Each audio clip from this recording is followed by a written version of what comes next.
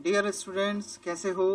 My self doctor CA Hemant Kaduniya, assistant professor, department of accountancy and business statistics, faculty of commerce, Shri Sanwaliya ji government college, Mandphiya, Chittorgarh. तो प्यारे बच्चों, मैं आप लोगों को मेरे वीडियोस में अकाउंट्स, स्टेटिस्टिक्स, इनकम टैक्स और भी कॉमर्स के अकाउंटिंग सब्जेक्ट से रिलेटेड जो सब्जेक्ट्स हमारे पास हैं उनके वीडियोस मेरे चैनल पर आप लोगों को मिल जाएंगे। तो चैनल को सब्सक्राइब करें। बीकॉम के स्टूडेंट, एमकॉम के स्टूडेंट, बीवोक, एमकॉम के स्टूडेंट और भी कंपटीशन एग्जाम से रिलेटेड कोई भी कॉमर्स स्टूडेंट इस चैनल को सब्सक्राइब कर सकता है। और सब्सक्राइब करने के बाद वेबसाइट एड्रेस भी मेरे डिस्क्रिप्शन में अवेलेबल है। वहां से आप लोग अपने से रिलेटेड कंटेंट्स को डायरेक्टली ओपन कर सकते हैं। एक लिस्ट वहां बना रखी है मैंने, इस लिंक पर वेबसाइट लिंक की है, डिस्क्रिप्शन में अवेलेबल है। तो मेरे वीडियोस में आप लोगों को सब्जेक्ट मिल जाएंगे: financial accounting, business statistics, income tax, corporate accounting, cost accounting, goods and service tax, auditing, management accounting, tax planning, higher accounting, IFRS, Ind AS, government accounting, advance cost and management accounting and etcetera.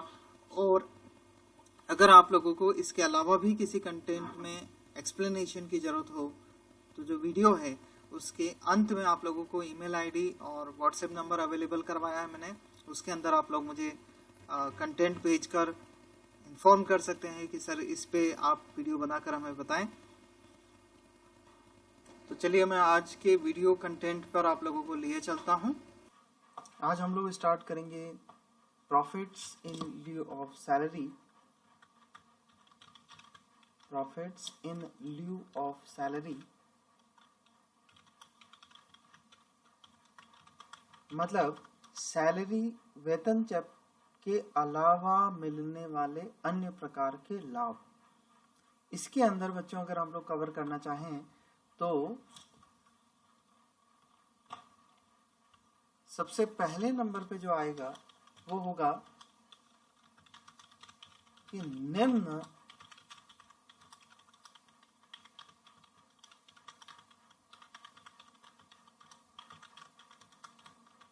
Section 10 के अंदर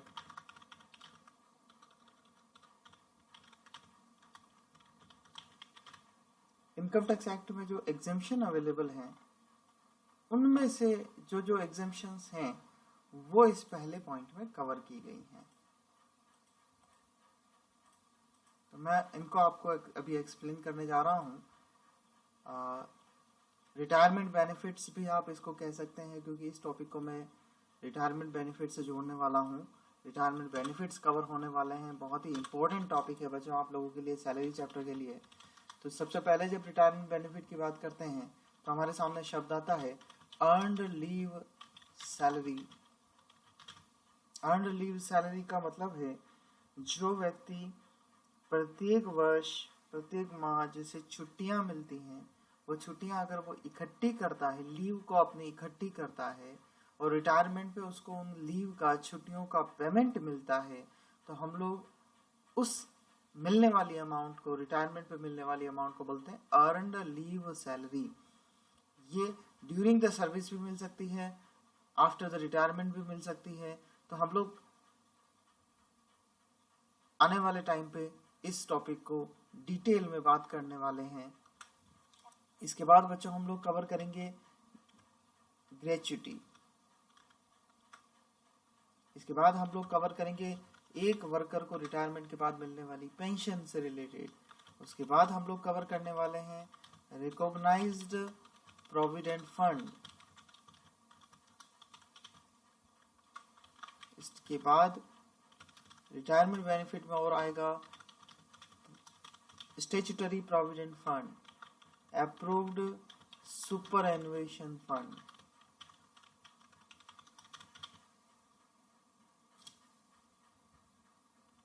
इसके बाद में अगर हम profits leave की बात करें और profit in leave of salary की बात करें तो और भी आप कवर कर सकते हैं कंपनसेशन ड्यू टू और रिसीव्ड फ्रॉम द प्रेजेंट, वर्तमान और पूर्व एम्प्लॉयर से कंपनसेशन मिलना,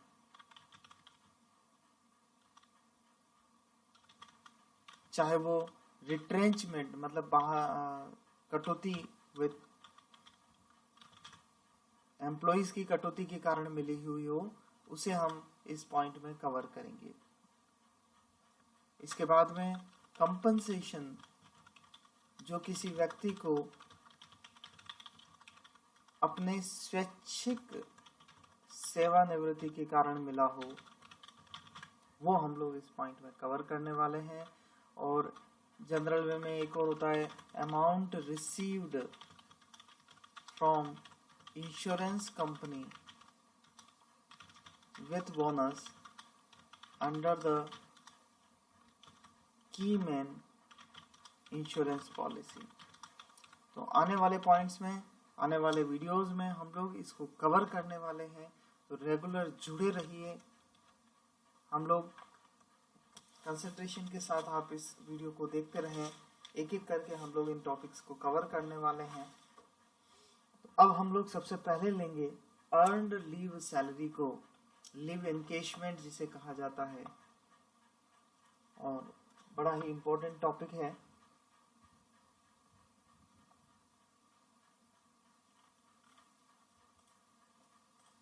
चलिए इसको हेडिंग बनाते हैं और सबसे पहले चालू करते हैं earned leave salary.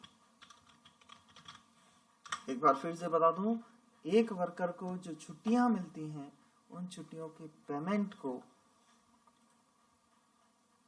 Leave salary कहा जाता है। अब अगर हम इसमें टॉपिक वाइज डिस्ट्रीब्यूट करें तो सबसे पहले अगर इन छुट्टियों का पेमेंट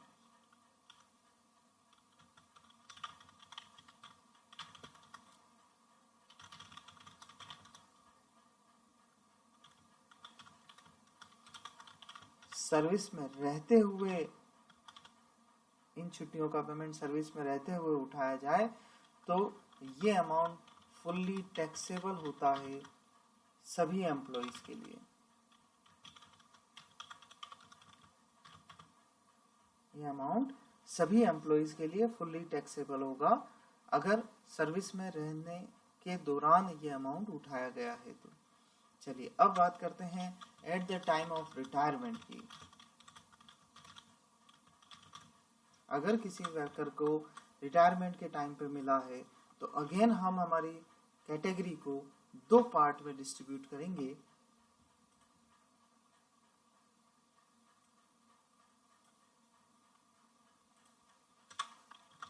सबसे पहले बात करेंगे गवर्नमेंट एम्प्लॉइज की।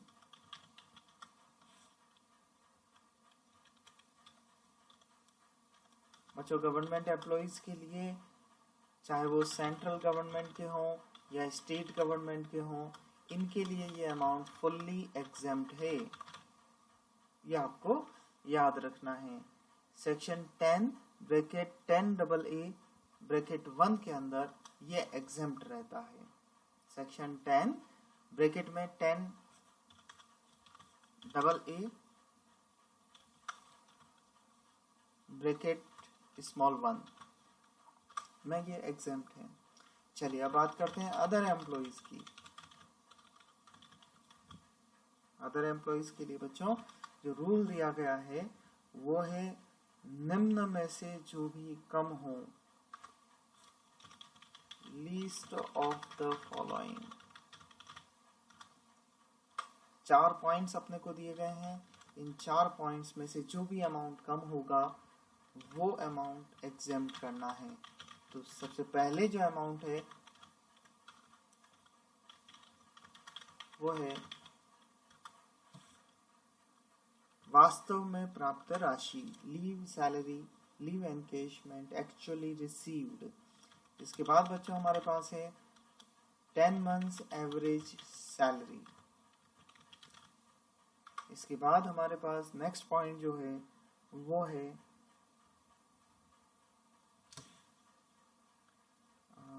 मैं आपको राय दूंगा, इसको आप यहाँ लिख लें। यहाँ आप लिखें मैक्सिमम अमाउंट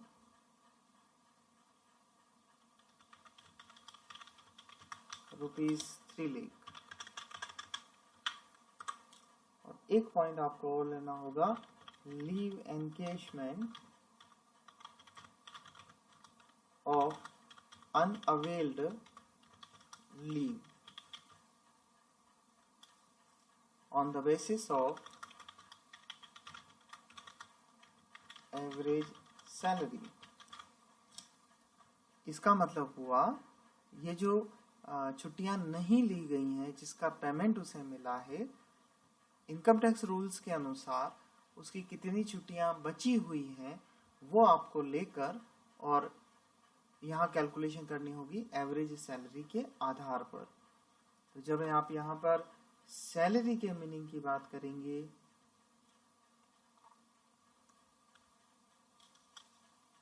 तो मैं आपको अभी थोड़ी देर में समझाने वाला हूँ। एक इम्पोर्टेंट बात कि आपको ये ध्यान रखना है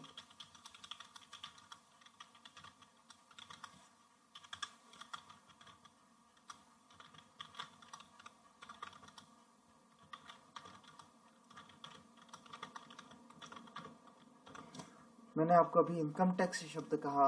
इनकम टैक्स के अकॉर्डिंग 30 दिन की छुट्टियां किसी एक वर्कर की हो सकती हैं। तो जितना सर्विस पीरियड है, जितने ईयर ऑफ सर्विस हैं, उनके लिए 30 दिन के बराबर आप लोग सैलरी की 30 दिन की छुट्टियां आप लोग कैलकुलेट करेंगे। उसमें से जितनी छुट्टियां वर्कर ने ले ली हैं वो आप माइनस कर देंगे, तो जो बची हुई छुट्टियां होंगी उसे आप टैक्सेबल करेंगे।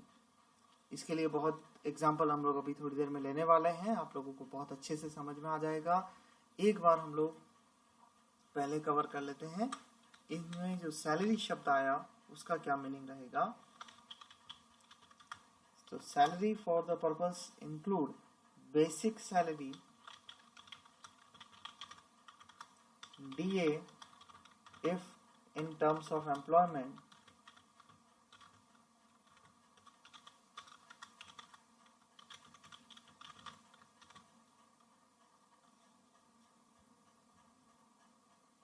and fixed percentage base commission on sales। अब नेक्स्ट पॉइंट आता है एवरेज सैलरी आप लोग कैसे निकालेंगे। तो पहले इन तीनों ऊपर जो मैंने आपको सैलरी के मीनिंग बताया, इन तीनों की सैलरी आप काउंट कर लेंगे, टोटल लगा लेंगे 10 महीनों की।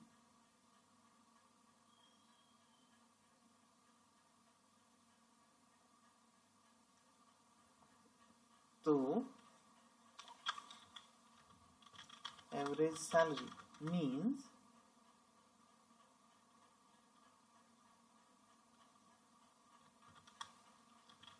Salary drawn by the employee, worker द्वारा उठाई गई salary during the period of and months immediately preceding, तुरंत पहले के रिटायरमेंट की तारीख से तुरंत पहले के 10 महीनों की सैलरी। सर तुरंत पहले शब्द का क्या मतलब हुआ, मैं बताता हूं। तुरंत पहले का मतलब हुआ यदि कोई व्यक्ति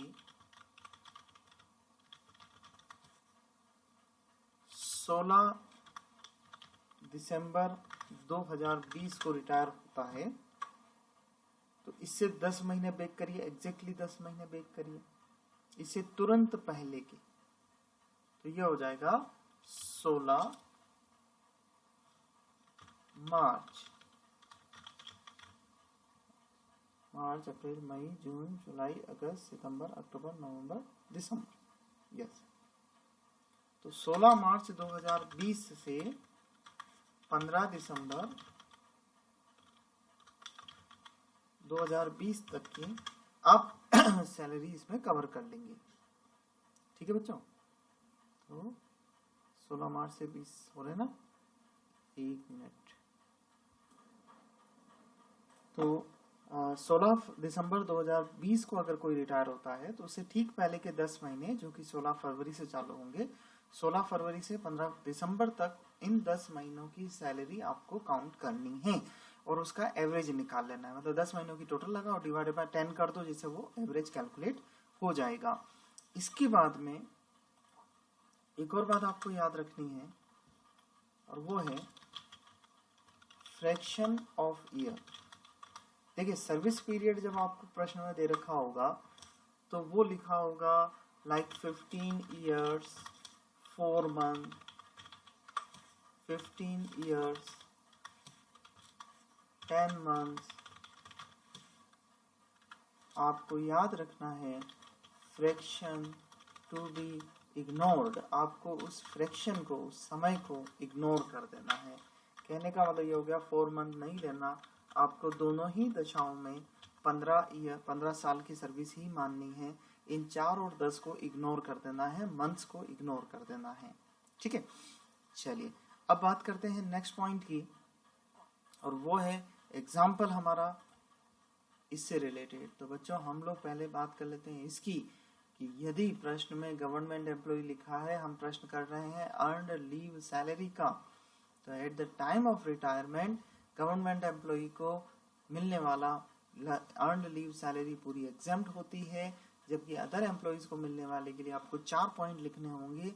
चारों में से जो कम अमाउंट होगा उसे आपको एग्जेम्प्ट करना है, जिसमें है leave salary actually received, maximum amount 3 lakh, 10 months की एवरेज सैलरी और leave encashment of unavailed leave, जो मैं आपको अभी एग्जांपल में एक्सप्लेन करूंगा, जो कि 30 दिन की कैलकुलेशन 30 दिन सैलरी के आधार पर होगा, 30 दिन की छुट्टियों के आधार पर होगा। सैलरी का जो हमें टोटल करना है वो है basic salary, dearness allowance if in terms of retirement and fixed percentage based commission on sales. तो चलिए एक छोटा सा क्वेश्चन देखते हैं। ये रहा हमारा example.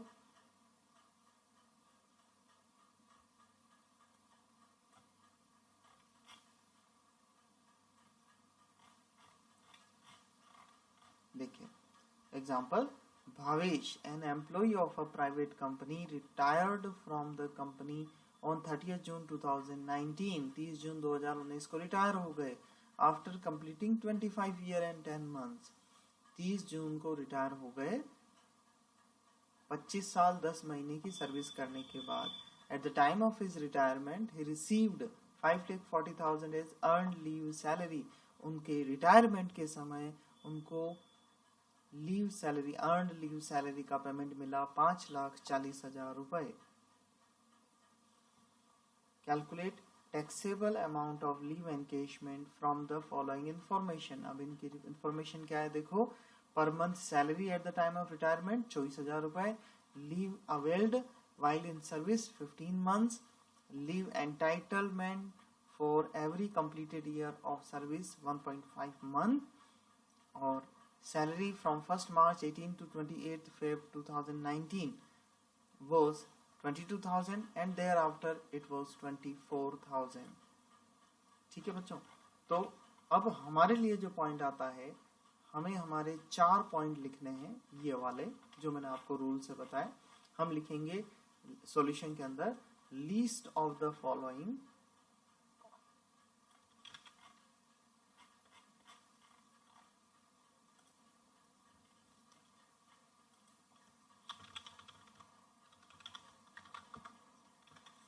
Least of the following, और हमारे हम 4 पॉइंट लिखेंगे। देखिए सबसे पहले जो अमाउंट हमारे पास है बताएंगे। देखिए उसको वास्तव में लीव एनकेशमेंट कितना मिला, 5,40,000 रुपए, छुट्टियों का पेमेंट हम लिख देते हैं 5,40,000 रुपए। इसके बाद मैक्सिमम अमाउंट उसे कितना मिल सकता है, वो हमारा हो गया 3 लाख रुपए। अब नेक्स्ट 2 पॉइंट की कैलकुलेशन के लिए हमें वर्किंग करनी होगी।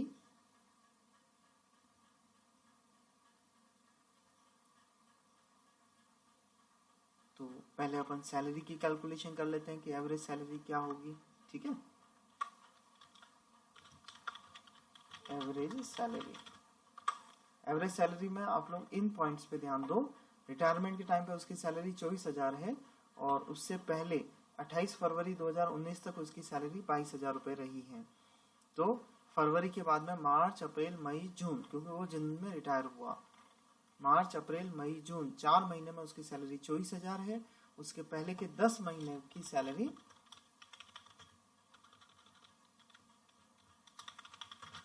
कैलकुलेट करनी है हमारे को, तो हम लोग ले लेंगे 22,000 रुपये, तो उसके 6 महीने तक रहे, और उसके बाद 24,000 रुपये 4 महीने तक हो जाएंगे। अब आप इनकी टोटल लगा देंगे,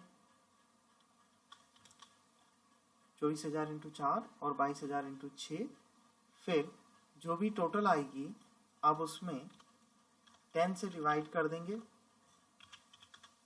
तो बच्चों ये अमाउंट हमारा हो जाता है 22,800।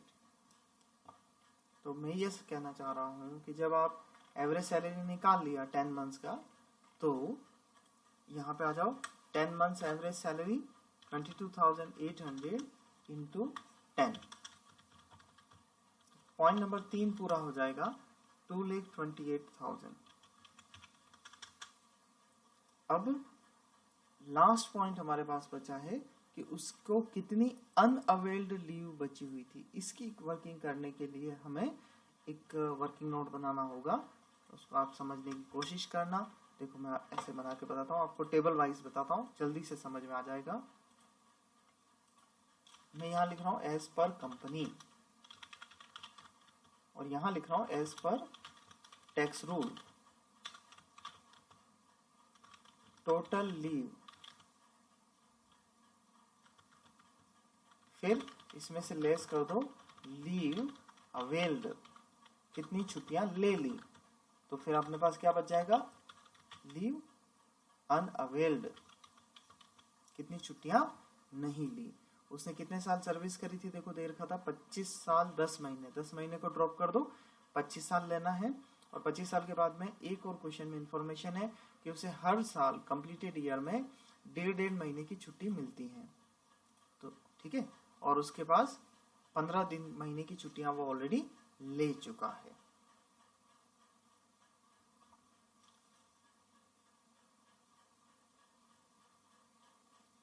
यहाँ आ जाएगा 25 साल इंटू 1 महीने के हिसाब, 1.5 महीने के हिसाब से कंपनी छुट्टी देती है, उसकी छुट्टियां बनती 37.5 महीने की है।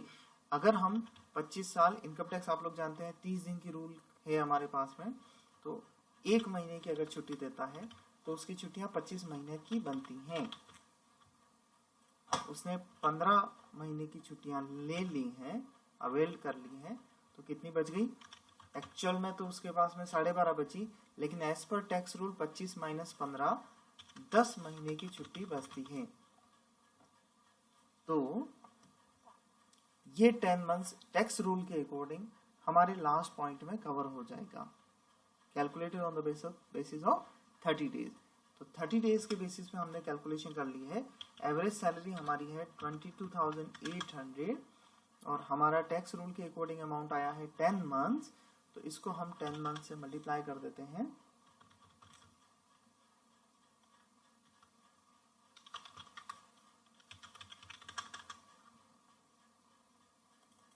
तो हमारे सामने 4 पॉइंट्स कवर हो चुके हैं, निम्न में से जो भी कम थे कौन कम है, 5,40,000, मैक्सिमम अमाउंट 3 लाख, 2,28,000, 2,28,000। सबसे कम अमाउंट कौन सा है, इन दोनों में से कोई सा भी ले सकते हैं, दोनों सेम है। अभी 2,28,000 हमारा एग्जम्प्ट अमाउंट है।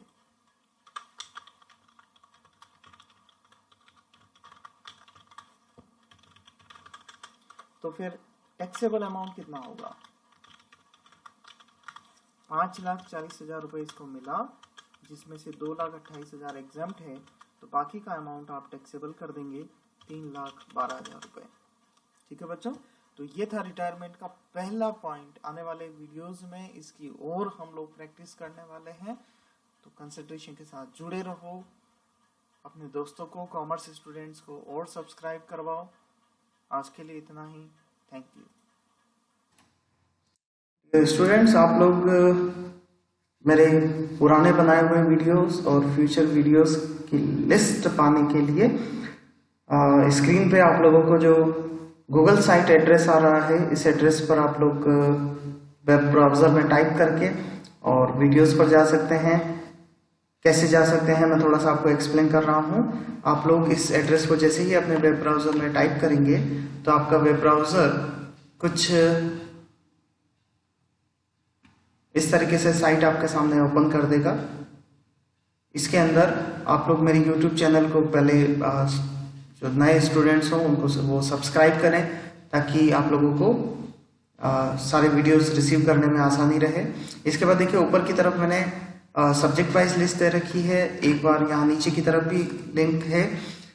ये आपके लिए अप्रिसिएशन और क्वेरी या फीडबैक का आपके लिए क्वेश्चन वो दे रखा है। आप लोग अगर कोई क्वेश्चन पूछना चाहें तो इसके थ्रू मेरे से पूछ सकते हैं। और ये सब्जेक्ट वाइज पूरी लिस्ट दे रखी है। अगर जैसे आपको इनकम टैक्स का वीडियो देखना है या स्टैटिस्टिक्स का वीडियो देखना है, जो भी सब्जेक्ट का वीडियो देखना है, आप उस सब्जेक्ट पे क्लिक करो, आपके सामने पूरी की पूरी लिस्ट खुल जाएगी। और पर्टिकुलरली जिस वीडियो को आपको देखना हो उस वीडियो पर क्लिक करेंगे तो सीधे वो वीडियो आप लोगों का स्टार्ट हो जाएगा।